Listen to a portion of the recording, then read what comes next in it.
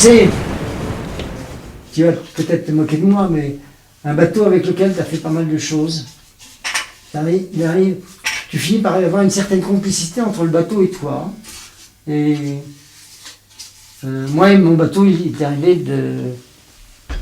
m'est arrivé de l'embrasser au pied du grand mât.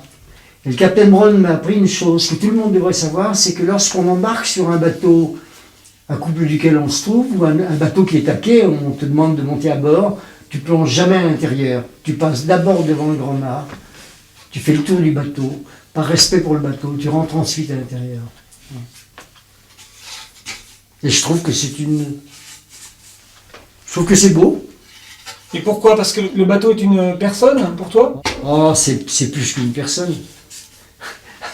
À 4 pattes sur une personne, tu ne ferais pas le 100 millième de ce que tu peux faire avec un bateau. Depuis quelques jours, dans les eaux de la rade de Fort-de-France, un bateau, un ketch, son nom le Capitaine Brown, et le capitaine du Capitaine Brown, Loïc Fougeron. Loïc Fougeron, vous êtes breton, je suppose? Je suis bas breton, oui, je suis breton. Je suis né dans un petit village qui s'appelle Saint-Marc-sur-Mer, qui se trouve en Basse-Bretagne. On est un peu surnommé Canard, mais enfin je crois quand même que je suis breton. Si je ne suis pas à 100%, je le suis à 100% de cœur. J'étais un mauvais élève. Le collège se trouvait juste en bordure de la mer. Je crois que je passais beaucoup plus de temps à regarder la mer par la fenêtre que le tableau. Oui. Étant tout petit, chaque fois que je voyais un bateau sur l'eau, ça me faisait rêver. Et je me suis dit, un jour j'aurai un bateau et moi aussi je naviguerai. Et puis après, j'ai construit mon premier bateau que je trouvais être le plus beau bateau du monde, qui était le Coule à pic. Pour naviguer dans ce bateau, il fallait avoir une bonne boîte de conserve, c'était indispensable. Il fallait écoper souvent. Et il fallait écoper pratiquement sans arrêt. Et le Coule à pic naviguait tout de même. Et le Coule à pic naviguait, oui. Avec le Coule à pic, on allait tourner autour des rochers, on s'échouait, on s'égratignait, on se grattait les fesses dans les clous qui dépassaient toujours. Il fallait beaucoup de coltard pour essayer d'étancher les voies d'eau. Enfin, ça flottait. Ça me fait... c'est émouvant. Ça remonte à 70 ans. C'est le temps qui passe, c'est comme ça. C'est comme ça, mais quelque part, ça me fait très plaisir. Et la guerre est arrivée, j'ai interrompu mes études. Je me suis retrouvé dans la défense passive au milieu des bombardements, etc. Les Français ont débarqué en Provence. J'ai filé en Provence. Je me suis engagé dans l'armée d'Afrique.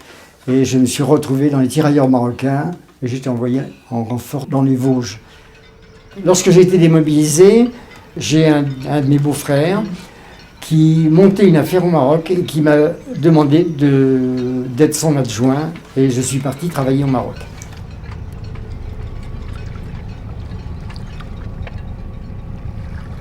J'ai eu différents petits bateaux avec lesquels je faisais des petites croisières. Je descendais aussi souvent aux Canaries, accompagner les bateaux de passage. De temps en temps, je faisais un convoyage de bateaux. Et puis, le virus me poursuivait. Il restait toujours en fond sonore l'espoir d'un long voyage. L'espoir d'un long voyage et l'espoir d'un grand bateau. Je rêvais à une grande traversée. Et puis, j'ai connu Jean de Basson par l'intermédiaire d'un garçon avec lequel je faisais du judo, qui m'a dit...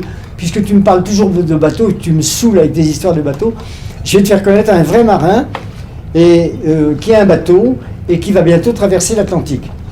Jean Noisson avait un petit bateau, un ancien canot de sauvetage de la Société Centrale de Sauvetage, un bateau qui marchait normalement à l'aviron avec 2 voiles hautières. Nous sommes devenus très amis et ce projet, nous l'avons réalisé ensemble.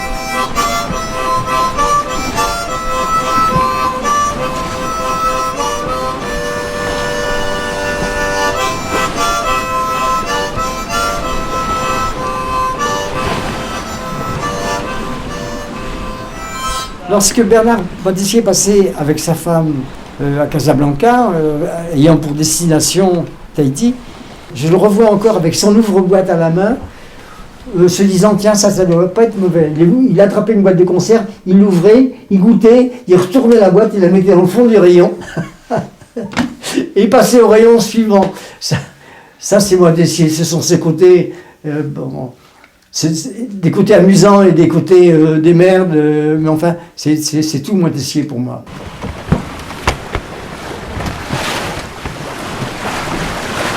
Je suis né au bord de la mer. La première chose, quand mes yeux se sont ouverts, ce que je voyais, c'était le rayon d'un phare qui balayait mon berceau. Et bien sûr, je ne pensais pas faire le tour du monde à cette époque-là, mais c'est venu dans ma petite cervelle, tout doucement, ça fait son chemin.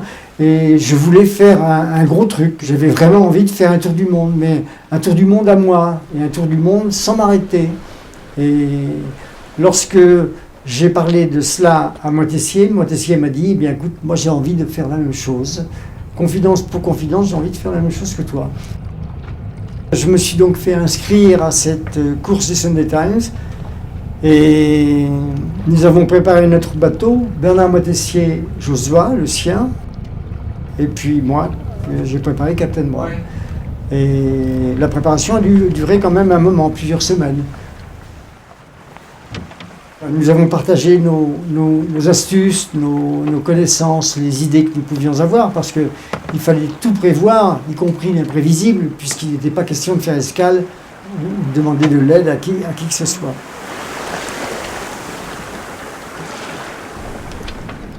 Je pense que nous sommes partis un jeudi. Et nous étions au mouillage, à portée de voile l'un de l'autre. Et il m'a dit, t'as écouté la météo? Je venais de l'écouter, je lui ai dit bien sûr. Il me dit, bon bien, tu as pareil toi un vendredi? Je lui ai dit non, en aucun cas. Il me dit, ben moi non plus. Des superstitions. Et nous avons appareillé, il faisait un temps superbe. Et nous sommes partis ensemble, escortés par de nombreux bateaux, petits bateaux, petites vedettes, bateaux anglais, qui nous ont souhaité bonne chance sur tous les tons. Et puis, petit à petit, les derniers bateaux sont rentrés, nous sommes retrouvés seuls. Bernard était déjà très loin devant moi. Notre première nuit, nous avons eu de la brume.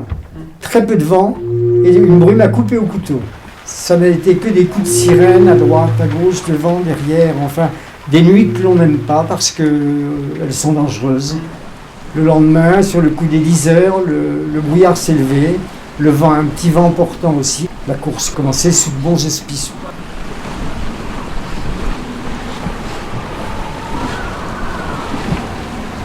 En plein milieu de l'Atlantique Sud, à la hauteur du Cap, il y a une petite île qui s'appelle Tristan d'Acunha. Et dans un terrible coup de mauvais temps, j'ai chaviré avec ce bateau. Ce jour-là, je me suis retrouvé à bord d'un bateau désemparé, fatigué, crevé, je peux le dire. J'ai eu peur, parce que chavirer, c'est vraiment pas gai. Je crois qu'on aurait tous peur dans un cas pareil. Enfin, personnellement, j'ai eu peur. Je me suis retrouvé à bord d'un radeau, un bateau désemparé. Et je me suis juré ce jour-là que si j'arrivais à tirer ma peau de ce chaudron affreux qui était devenu la mer, jamais plus de ma vie, je remettrais les pieds sur un bateau, quel qu'il soit. Et pendant 14 jours, à partir de ce chavirage, j'ai essayé de rejoindre Cape Town parce que j'avais intention de réparer et de repartir. Je dois vous dire que 48 heures après ce chavirage, mon serment d'ivrogne de ne jamais remettre les pieds sur un bateau était déjà passé par-dessus le devant. J'étais obligé de faire route sur l'île de Sainte-Hélène. J'y suis arrivé 24 jours après mon chavirage, j'ai réparé mon bateau et je suis reparti, non pas en direction de l'Europe. J'ai décidé de faire un petit détour, je n'étais plus à 2000 milles près, j'ai décidé de faire un petit détour par la Martinique. Je n'avais jamais fait de voyage en solitaire. Et j'ai trouvé ça absolument effrayant. Il m'est arrivé de monter sur le pont et de hurler de solitude. Hurler parce que j'avais pas une gueule en face de moi, j'avais personne. J'étais vraiment seul, tout seul. Hein, en dehors des oiseaux, j'avais rien. Hein. Je me suis mis à parler aux dauphins, à parler aux oiseaux, à parler aux poissons. Quand je pêchais une dorade, je disais, ma vieille, t'as pas de chance, mais qu'est-ce que tu veux? Moi j'ai faim et j'ai besoin de bouffer. Hein. Alors je vais essayer de te faire le moins de mal possible, mais tu vas passer à la casserole. Mais je détestais voyager en solitaire. C'est pour cette raison-là que la seconde fois, je suis parti avec une personne qui n'avait jamais navigué, une Belge, qui était hôtesse de l'air, et qui m'a dit qu'elle, ça l'attirait beaucoup. Et ben, je lui ai dit, si tu veux, je t'emmène. Et je suis parti avec elle. Voilà.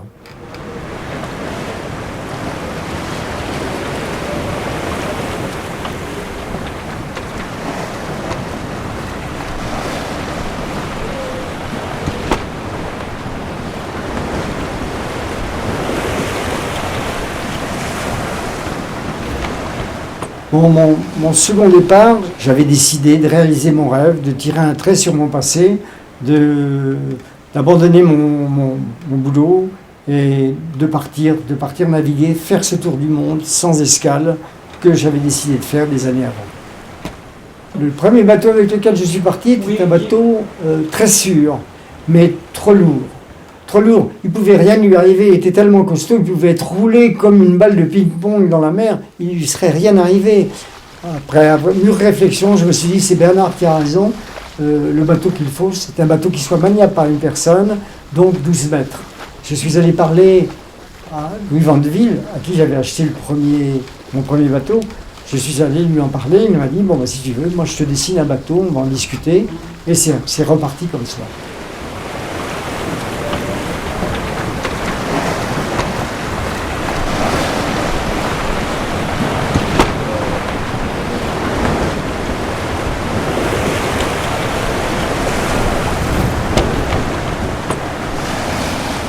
Betty Blancart, un tour du monde, 8 mois de mer, une escale à bord du Captain Brown où vous étiez Bosco. Quand le Bosco est une femme, comment ça se passe? Quel est son rôle? D'abord, je me suis occupée de l'intérieur du bateau et de la cuisine, c'est ce qui me semble le plus important. Et puis de temps en temps, je donnais un coup de main à Louis quand il fallait réparer des voiles, recoudre certaines choses. Et puis je sortais aussi le nez sur le pont, pas trop souvent. Quand c'était possible. Quand le temps le permettait. Quand le temps le permettait, je ne suis pas très courageuse. C'était votre premier voyage? C'était mon premier voyage. Premier. Je n'avais jamais auparavant mis un pied sur un bateau. Eh bien, dites-moi. Au début, j'avais eu beaucoup de difficultés à m'habituer. Et les premiers jours, quand nous sommes partis, je me rappelle que je commençais à pleurer et je voulais rentrer. Pas chez maman, mais... C'est assez difficile de s'arrêter au prochain port dans ces cas-là. Comment ça s'organise la vie à bord? Je crois que nous sommes un peu départagés le travail. Alors moi, comme j'ai dit, je m'occupais surtout de l'intérieur et de la cuisine. Et puis je m'occupais aussi des calculs et je traçais les droites que Loïc prenait au sextant le matin, l'après-midi. Comme elle n'avait pas voulu apprendre, elle avait son caractère à elle. Si elle n'avait pas eu ce caractère-là, elle ne serait peut-être pas venue avec moi. Comme elle n'avait pas voulu apprendre, lorsqu'on est arrivé dans les hautes latitudes, je ne voulais pas qu'elle mette le nez dehors, parce que c'était trop dangereux. De temps en temps, on était balayé par une vague. Il ne faut pas oublier l'époque, les bateaux étaient lourds à cette époque-là. On était souvent balayé par des vagues complètement. Et je ne voulais pas qu'elle sorte à l'extérieur. Alors elle me regardait faire les manœuvres, réduire la toile où on envoyait à travers la coupole. Vous avez eu de grosses émotions pendant ce voyage puisque c'était le premier? Je crois que oui. On a ramassé beaucoup de mauvais temps auprès de l'Australie, vraiment effrayant. Et alors à ce moment-là, Loïc m'avait posé la question, il m'a dit, est-ce que tu as peur? Puis j'ai dit, non, je crois pas. Et puis je dis, oui, peut-être quand même un petit peu. Et puis finalement, je ne savais pas très bien. Et elle m'a dit, peut-être quand on a très très peur, on ne réalise pas finalement. Non, on ne se rend plus compte. Je me rappelle, j'étais assise à un certain moment et je me suis dit, j'espère que ce sera vite terminé. Le mauvais temps nous a accompagnés, ne nous a pas lâchés presque depuis l'île de la Nouvelle-Amsterdam jusqu'au bout du Pacifique. L'humidité à bord était effrayante, on peut dire vraiment effrayante. Il était impossible de sortir sur le pont sans cirer, sans s'amarrer, sans ses bottes, sans son harnais de sécurité. Et à l'intérieur, tout moisissait, tout devenait vert, les couvertures étaient humides, le moral n'était pas toujours fameux, je veux le dire. Il y a des jours où j'en avais marre. On se demande ce qu'on fait là. On se demande ce qu'on fait là. On a envie de tout envoyer promener et on continue toujours. On continue. Il est difficile de s'arrêter quand on en est là, finalement. Bien sûr, il est difficile de s'arrêter quand on a décidé de faire quelque chose. Bon, on va jusqu'au bout. Et puis, je me donnais écouter en derrière en disant, t'as pas de morale aujourd'hui, ça ira mieux demain.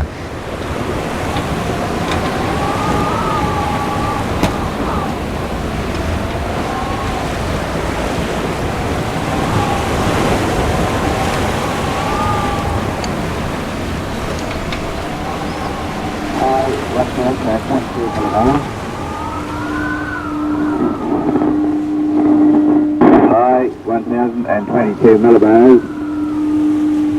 With the centers west of Bulla. Non. Voilà chérie ce qu'ils ont dit. Les vents d'ouest 20 à 25 nœuds sur le détroit de Favreau. Mer modérée. Vent tendance au nord demain. Visibilité de 3000. Alors je ne sais pas s'il a dit devant le front ou après le front. qui enregistre, non? Oui, mais c'était juste ça craquait. Tous les jours, nous notions notre point, notre progression sur la carte. Un jour c'était 130 000, un jour 150 000, un jour 160 000, un jour 120 000. Un jour rien du tout parce que nous avions des vents contraires et nous étions obligés de nous mettre à la cape. Mais le Cap Horn approchait. Nous rêvions d'Alizé, nous rêvions du beau temps, du soleil, du moment où on pourrait enfin laisser le panneau ouvert et puis revivre d'une façon tout de même plus normale. Et nous avons ramassé à ce moment-là des vents de boue. Nous avons marché auprès dans cette mer énorme, c'est très dur. Et après le vent a tourné au sud. La banquise, l'extrême limite de la banquise n'est pas loin. Et ce vent était glacial. Malgré ce que je croyais, ce coup de vent a forcé et est devenu très dur. Et j'ai senti, il était 8 heures du soir, j'ai senti qu'il fallait que je fasse quelque chose. J'étais épuisé de fatigue. Je vomis cette fatigue quand j'allais sur le pont. Entre deux manœuvres, je vomis cette fatigue alors que je n'ai jamais eu mal de mer. Et je sentais qu'il fallait que je me mette en fuite. Je risquais une nouvelle fois de chavirer, de perdre les mains. Alors à un moment, je restais là, ne me décidant pas, parce que je sentais que si je me décidais à me mettre en fuite, je n'aurais plus le courage de repartir et de passer le Cap Horn. Alors que j'en étais si près, alors que je le voyais sur la carte qu'il était à 2 pas, qu'il était à quelques jours, 5 jours, 6 jours peut-être. Et au bout d'un moment, je me suis dit, si tu fais pas quelque chose, tu vas chavirer. Alors je suis monté sur le pont. Et j'ai réglé la barre, j'ai réglé le pilote, je me suis mis en fuite.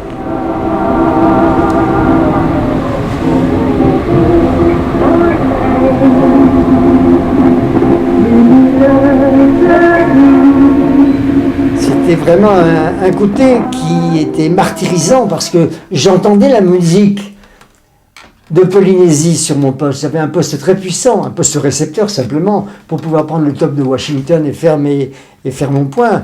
Et j'entendais la musique polynésienne et tous ces vaïnés qui chantaient, qui me sonnaient les oreilles. Et puis, non, je m'étais dit, un jour, mais pas cette fois-là, je passe le Cap Horn avant.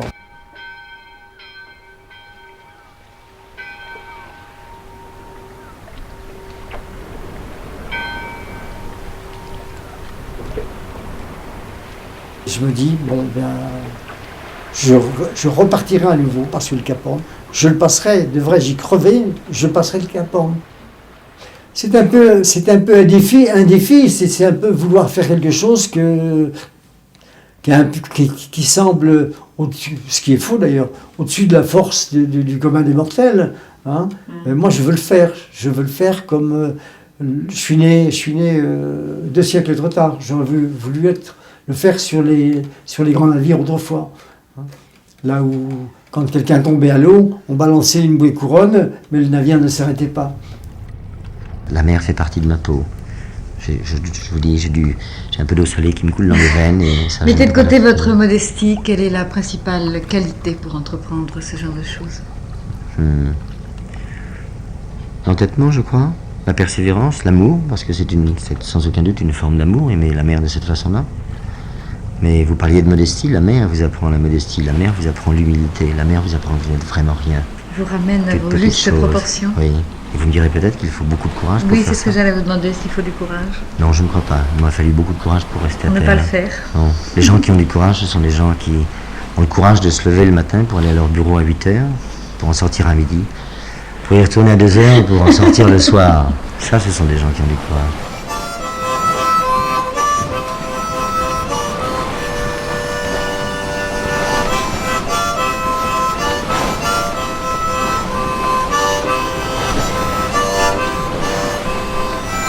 Je pense que dans certains cas, il est préférable d'être solitaire. On peut aller davantage jusqu'au bout de soi-même. On n'engage que sa propre responsabilité, que sa propre vie.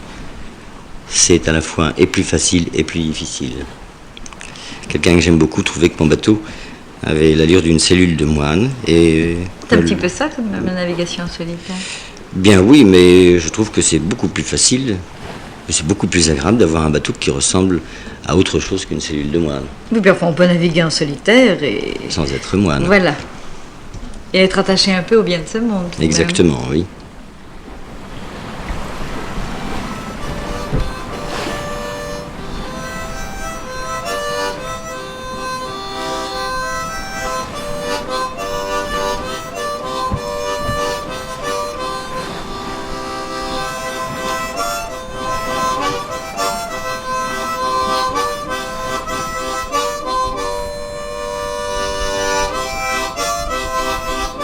Un bon marin, c'est un garçon prudent.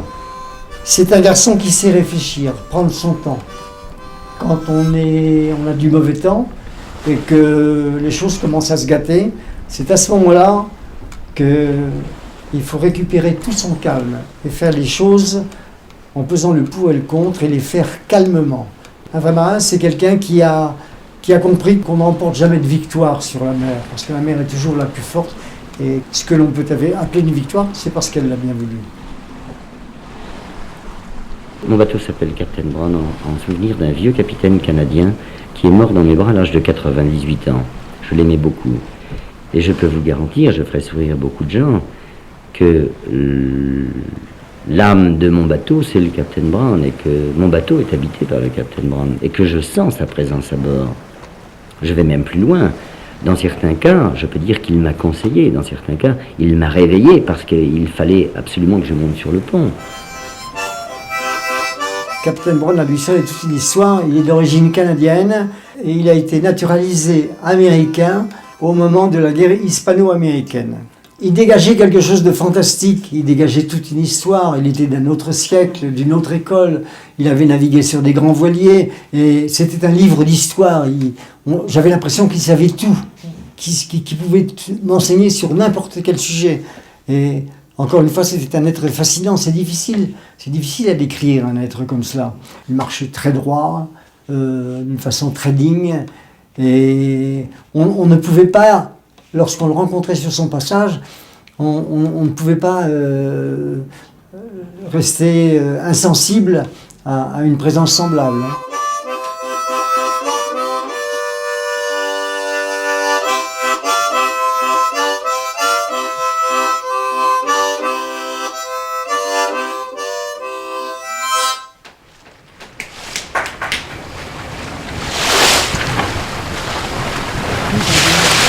La veille du jour où j'ai passé le Horn, j'ai chaviré. J'ai chaviré, comment est-ce que j'ai conservé mes mâts, je n'en sais rien. J'ai chaviré, je suis sûr d'avoir chaviré parce que le bateau a fait un tour complet parce que je me suis retrouvé sur le plafond. Ce jour-là, bon, moi je croyais que c'était la fin de tout, quoi.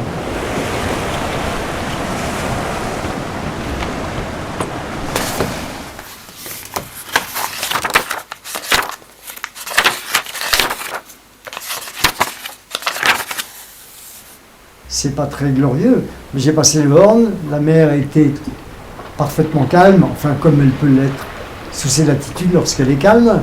J'avais des albatros qui étaient posés autour de moi. Je n'ai pas vu le Horn parce que j'en suis passé beaucoup trop loin, beaucoup trop sud. Et le soir du jour où j'ai passé le Horn, je l'ai passé poussé par le courant. Et le soir,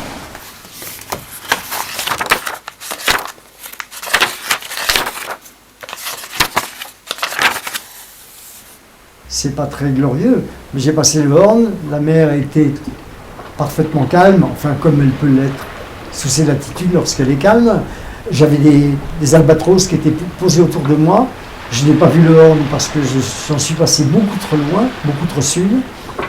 Et le soir du jour où j'ai passé le Horn, je l'ai passé poussé par le courant. Et le soir du jour où j'ai passé le Horn, j'ai vu le rayon vert. C'est pour la première fois de ma vie.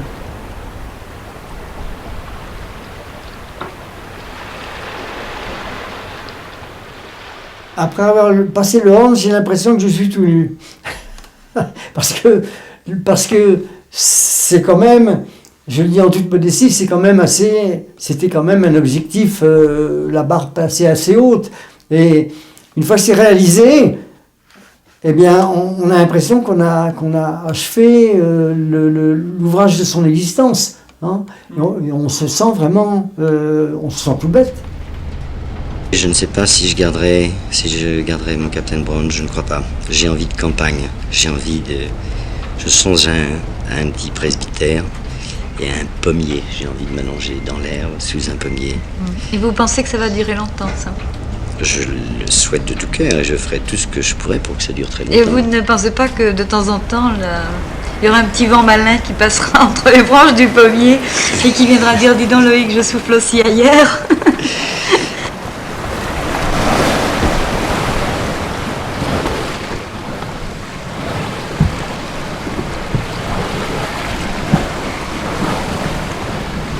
vous faites partie de ces gens qui portent nos rêves, et c'est vrai, enfin, ce que nous n'avons pas le courage de faire, ni les compétences, ni... Enfin... Alors je crois que quand même il est bon que vous essayiez de nous faire partager ce que vous avez vu. Et... Je ferai de mon mieux. Je ferai de mon mieux et en dehors de cela, le fait de faire partager ce que j'ai vu, la mer m'a appris beaucoup de choses. Oui. Et l'on m'a appris beaucoup de choses, des marins plus âgés que moi. Et toute cette somme de choses apprises, enregistrées, que j'ai pu utiliser et qui m'ont bien servi, ne m'appartiennent pas. Et j'essaierai tout de même d'en faire profiter les autres dans toute la mesure du possible. Je crois que c'est indu, c'est quelque chose que l'on doit faire. Il faut être sonné, dingue, totalement timbré, avoir le cerveau plein de toiles d'araignée pour faire le tour du monde pratiquement sans escale. Mais la prochaine fois, si prochaine fois il y a, je suivrai la route du bon Dieu, celle des alizés, je brûlerai mon calendrier et m'arrêterai partout. Mais dis-moi Loïc, alors pourquoi tu l'as pas fait ça? Pourquoi Je ne l'ai pas fait parce que j'ai pas pu le faire et j'aimerais encore le faire. Hein. J'aimerais encore le faire bien que il y a une telle insécurité partout où on passe que je voudrais pouvoir m'arrêter partout et puis me transformer en un petit nuage et pouvoir voir tout ce que j'aurais envie de voir. Et puis revenir sur mon bateau, continuer et aller plus loin. Et là, c'est impossible.